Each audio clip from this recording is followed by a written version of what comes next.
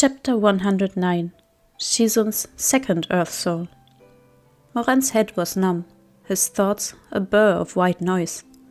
His hands and feet felt like ice as he hugged Chu Wanning's soul to himself and descended the stairs in a fog. "Doctor." "You again? What is it now?" "You're sure the one upstairs is my Shizun's Earth Soul, right?" The ghost doctor was rather annoyed. "Of course it is. How could I get something like that wrong?" Moran refused to give up. Could it be his cognizant soul, or what? The ghost doctor clicked his tongue in irritation. "A person has 3 souls, Earth, Cognizance, and Human.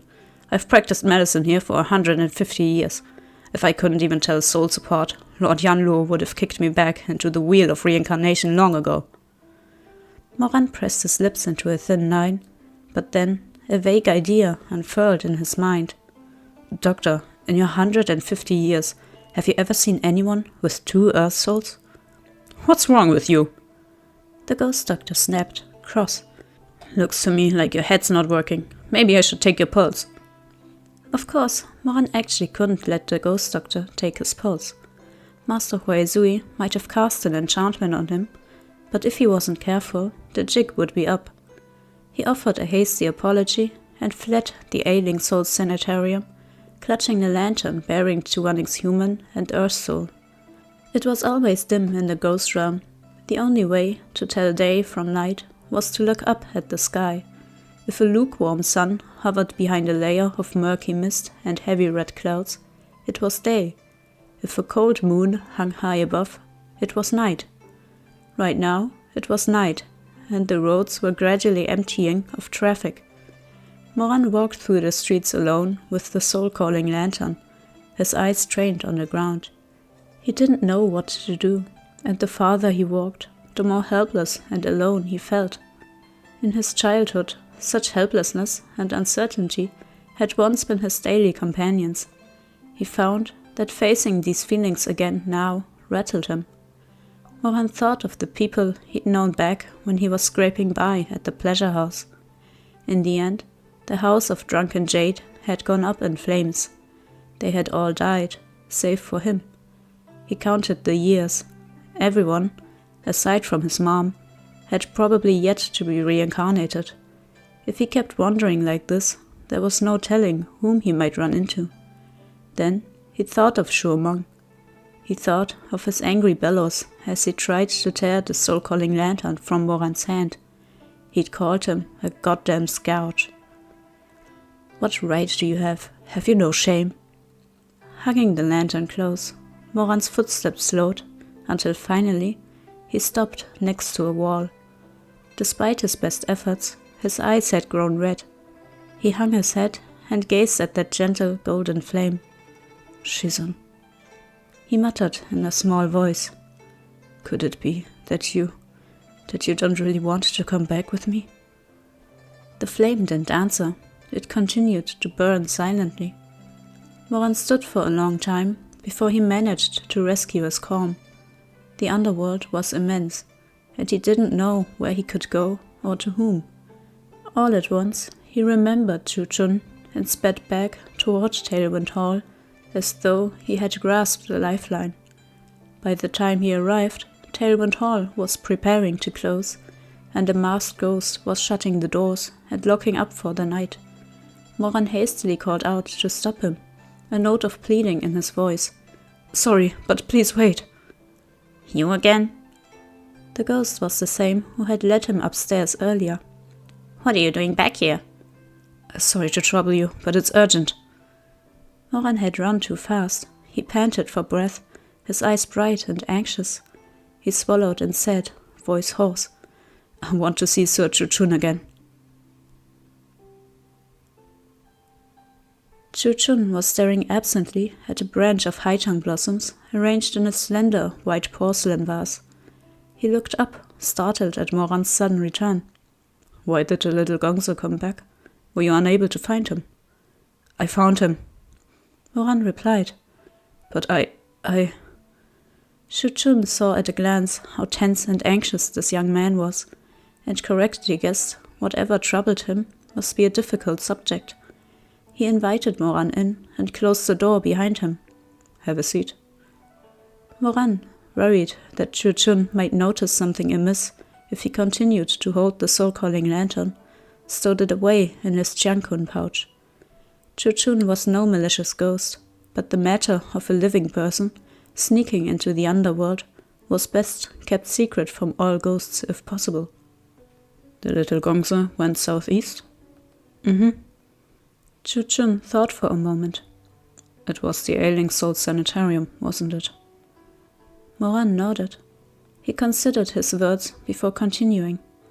"I saw him at the ailing soul sanitarium, but it was an incomplete earth soul that couldn't move nor speak. He even looked different from the other ghosts. He was half transparent, and he could be seen, but not touched." "Damaged earth souls are often like that."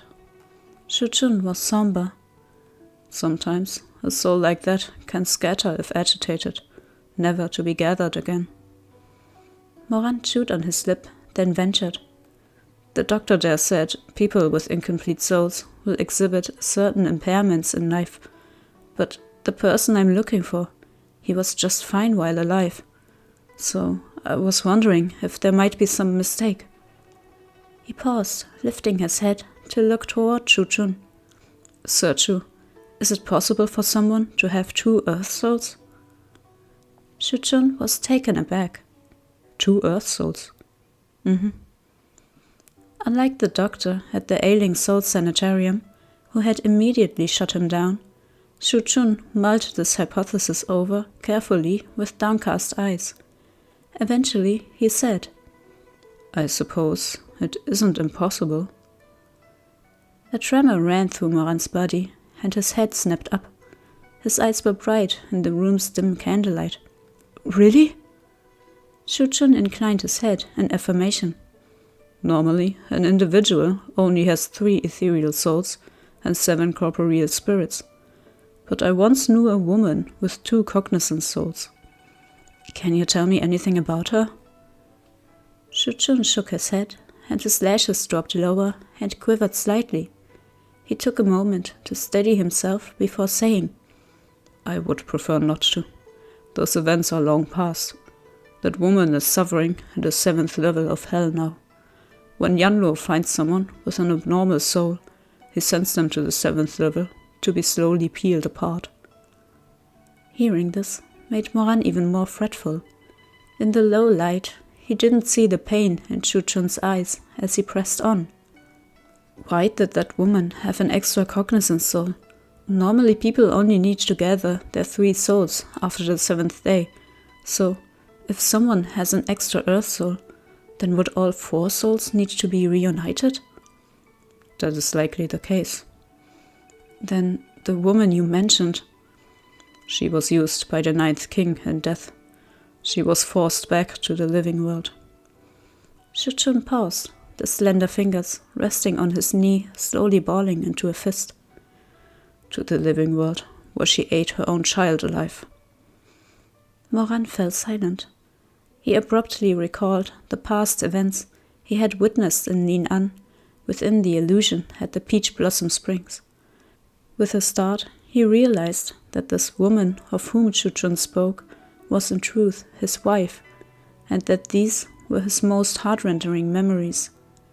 Could it be that Chu Xun had put off reincarnation and stayed in Nanketown because of his wife?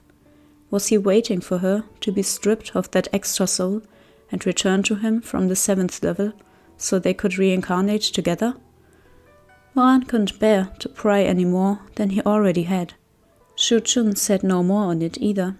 To mention something like this again, in just a handful of bald words. Ate her own child alive. Even after 200 years, even as a ghost, the jut of his throat still trembled. Chu Xun closed his eyes.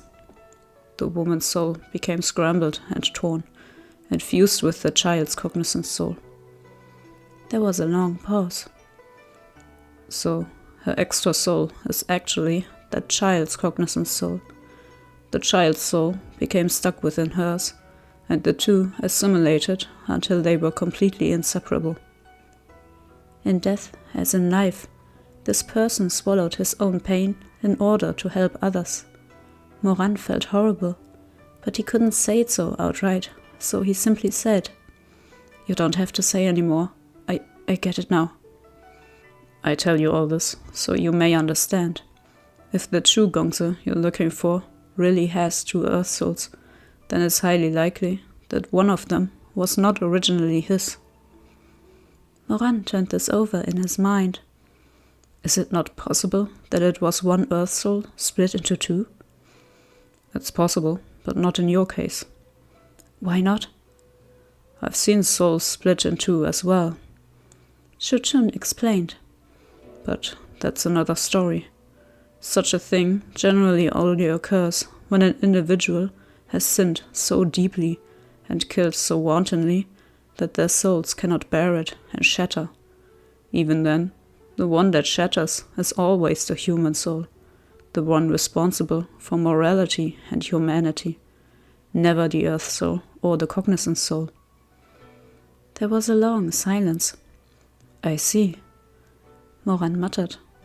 The moment he heard the words sinned so deeply and killed so wantonly, he had already concluded that this scenario couldn't possibly apply to Chu Wanning. But as for himself, he did wonder when in this life he truly met his end and came to the underworld. Would his human soul shatter in 2? Would he get his just deserts? Besides, Chu Xun added, if it really was 1 soul split in 2, the other half of the Earth Soul would have been similarly afflicted and been sent to the Ailing Soul Sanitarium as well. Since the little Gongse found only 1 damaged Earth Soul, I suspect the other is a complete, healthy soul. At this remark, things clicked into place. Moran brightened immediately. Thank you so much, Sir Chu, he said in a rush. Then I'll go search again right away.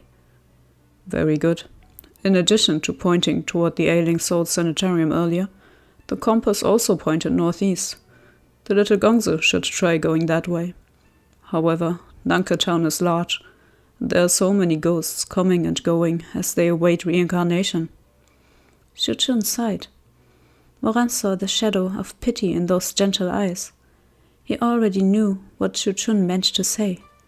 The vastness of Nanke Town, the millions of wandering souls, even with the direction to search in, finding 1 particular Earth Soul was easier said than done. If 2 people were not fated to meet, it wouldn't matter if the streets were lit as bright as day. They might still pass like ships in the night, 1 to the east and 1 to the west, never once noticing, never once seeing. And with the underworld as dark and silent as it was now, the task was nigh impossible. But Chu Xun was a gentle soul. He lifted a hand and clapped Moran on the shoulder. The little Gongse possesses such a heartfelt sincerity. I'm sure you will meet again. This man looked so much like Chu Wanning. As he spoke, a bead of wax dripped down the candle, and the flame flickered, obscuring his features and shadow. In the gloom, Moran seemed to see Chu Wanning's face in a moment of gentleness, seemed to hear Chu Wanning's voice say they would meet again. Tears sprang to Moran's eyes despite himself.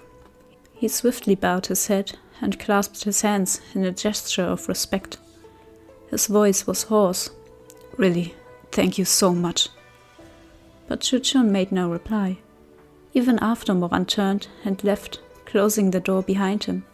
He still stood staring after him, a hint of bewilderment in his phoenix eyes. Were those tears he saw in the young man's eyes? Ghosts couldn't cry. Had he been mistaken? Or... He turned to glance over his shoulder at that vase with its quietly blooming branch of haitang flowers. Flowers from the living world couldn't withstand the yin energy of the underworld.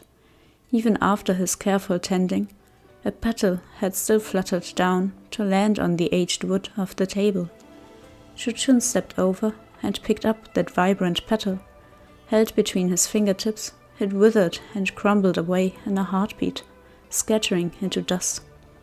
God. Sir Chu? No sooner had he spoken than a masked ghost appeared and stood respectfully to the side. Chu Xun didn't turn. He gazed at the Haitang blossom and asked in a soft voice, "Has that man come to Tailwind Hall recently?" No, he hasn't. It's been the same as always. A branch of Haitang blossoms every 10 days. He dares not come to Tailwind Hall himself, and always has another deliver it for him. Chu Xun remained quiet. What is it, sir? Was there something suspicious about that gongzi just now? If that man dares send people to disturb your peace, you can always ask Lord Yanduo to— No. Chu Xun shook off his daze and interrupted his subordinate, turning to the ghost with a faint smile. He exhaled heavily. It's nothing. I doubt that man sent him. And even if he did, the child came only to look for someone. It was nothing to do with me. But what if he was sent by that man? Why go to the trouble? He was no party to that wrong. Chu Xun stood quietly next to the flowering branch, his robes the color of snow. Let him be. The streets were desolate. Moran left Tailwind Hall and walked northeast. He took Chu Wanning's portrait door to door, but it was like trying to find a needle at the bottom of the sea. Those he showed the portrait to were quick to wave their hands in dismissal. Some didn't look at all before brushing past. The guy in the drawing? Never seen him. Haven't seen him. Don't disrupt my business. Out of my way, so damn annoying. Do you have any idea what time it is? Piss off. What portrait? Get out of my face. The residents of Nankatown may have been ghosts, but these ghosts had yet to relinquish the emotions and desires of life. Living together as they did, most had gradually settled back into the familiar rhythm of their days in the mortal world. Over these 8 to 10 long years, they would seek out friends or relatives, or else adopt a dead cat or a dog. In short, they carried on living as they had before death. And so, though they didn't need to sleep, they would still lie in their beds to rest out of habit when the moon climbed high up in the sky. Thus, as night closed in around him, even fewer people were willing to talk, and no one had any clues to share. Moran walked down that long, endless street, stretching to the northeast. He knocked on every door and visited every house, ducking his head and smiling apologetically. I already told you, I saw it wrong. I gave it more thought, and the guy I saw wasn't actually the one in the drawing. Leave me alone already. The bearded man was trying to close the door, ready to retire for the night with his wife and kids of the underworld. Moran had run into this man on the street as he'd been returning home earlier, and had questioned him with the portrait. The man had considered for a while, and said he remembered seeing the person in the picture near the East Market a few days ago. Then his wife had thrown him a look. As if struck by a sudden realization, he'd climbed up and started waving his hands, insisting he'd made a mistake. But Moran was sure this man knew something, so he had refused to give up. He dogged him the whole way home, pleading with him every step of the way. The man shoved him brusquely out the door and pulled at the wooden door bolt. Moran begged, frantic. Please, think about it again. Where in the East Market? And where did he go after? Please. I said I don't know. The commotion drew attention of nearby ghosts, and a crowd soon gathered to spectate. The man bellowed angrily as he pushed against the door, heedless of Moran's hand still in the doorframe. The door slammed roughly on his fingers. The pain was excruciating, but he didn't care about that right now. Moran swallowed the pain and refused to pull his hand from the narrow gap, using all his strength to push it wider instead. I'm begging you, please think about it again. I just want to know where he went after that. The man wrenched the door open and, taking no notice of the blood welling up on Moran's fingers, shoved him roughly back. I already said I don't know, he yelled. Now fuck off.